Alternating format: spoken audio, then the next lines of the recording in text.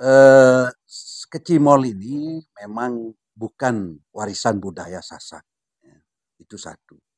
Kemudian untuk membubarkan saya kira ini salah menurut saya. Ya.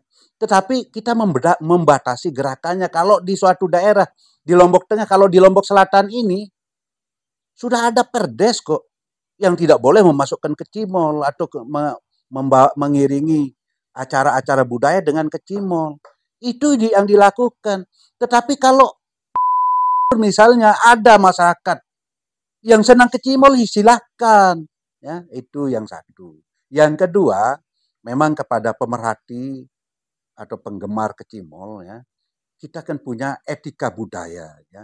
Harus kita kembali pada filter budaya yang ada. Apakah kecimol yang saya lihat memang kalau di jalan itu sering menghambat jalan, terjadi perkelahian dan lain sebagainya, itu harus diberantas, tidak boleh diberikan kalau mengganggu kepentingan umum. Berarti bukan dibubarkan tapi lebih ditertibkan mungkin ya, Mi? Lebih ditertibkan daerah mana saja yang membutuhkan. Kalau sekali lagi kalau kami di Ketare, di Rembitan, di Pujut pada umumnya sudah tidak memberikan ruang untuk kecimol. Siapa yang mau marah? Ini daerah kami kan. Ya. Tetapi di tempat lain tidak usah kita sebutkan, misalnya di yang gemar kecimol ya silakan, dan itu kan tidak mengganggu kita. Itu menurut saya. Kemudian yang kedua, ingat kalau di tempat umum, jalan-jalan umum itu misalnya di depan bandara mau kecimol kan itu sangat mengganggu ya.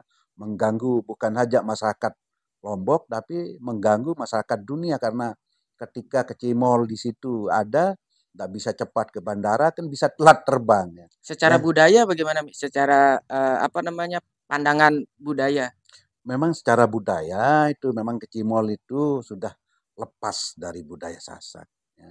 Karena budaya kita ya, budaya Sasak itu memang ada parameternya ya. Kita di Lombok ini memiliki falsafah yang disebut dengan pendite telu. Jarang yang tahu. Pendite telu itu yang pertama adat game. Ini norma yang mengatur keselarasan hubungan dengan sang halik. Ya. Yang kedua adat tafsile, norma yang mengatur keselarasan hubungan manusia dengan manusia. Itu hablum minan nas ya. Kemudian yang ketiga ada adat luir game, norma yang mengatur keselarasan hubungan manusia dengan alam lingkungan beserta isinya. Jadi inilah falsafah hidup bangsa kita, bangsa Sasak, yang mengatur semua sendi-sendi kehidupan kita. Kalau bertentangan dengan itu, tentunya kita harus kembali ke falsafah itu.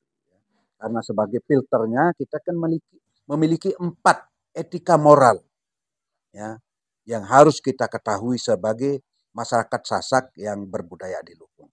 Pertama, wirame, cara berbicara.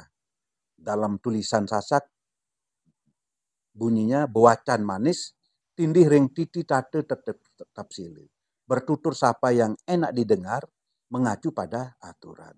Karena di Sasak memang uniquely berbeda dengan tempat lain. Katakanlah untuk mengatakan makan saja ya. Kalau Nanda makan, medaran julu lah paling tidak ya, atau bekelur julu. Atau ada mungkin pakai mangan dan seterusnya. Tapi kalau orang yang dihormati, majengan, nade, siapa yang makan? Bahkan kalau untuk binatang, lamun bebek makannya ngerorop, lamun manok makannya notok. Itulah uniquely-nya Sasak. Jadi wirame itu harus kita tunjukkan. Yang kedua, wirage, performance, cara duduk, cara jalan, cara makan, cara bergaul itu ada aturannya. Yang ketiga, baru wirase, itu ilmu ulas sase. Bagaimana kita menghadapi perempuan yang sudah tua, menghadapi anak-anak. Ya. Itu ada aturannya. Ya. Wirame, wibusane, wirase, baru ketika kita memahami dan bisa mengimplementasikan yang 4 ini, akan timbul sendiri yang namanya chemistry. Widagde ngawi bawe, Satria Mandraguna. Itu sebenarnya ajaran etika Sasak yang harus kita pelajari, yang harus kita implementasikan dalam keseharian kita.